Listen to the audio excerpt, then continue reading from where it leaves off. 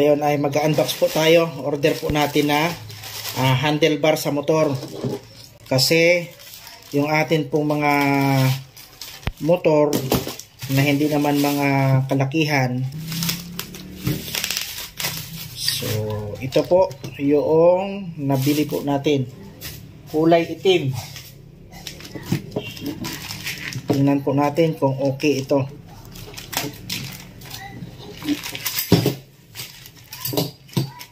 Kuwan daw po ito, aluminum.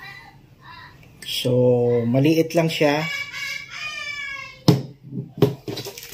Tapos ito yung kanyang pang-ipit sa side mirror. Ang side mirror po ito.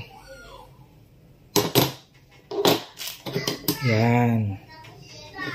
Yan.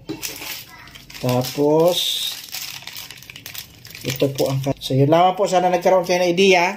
Ang price po nito ay nasa kwan lang po ito, 90. Ay meron na po kayong horizontal bar sa inyong mga motor. Ayan. So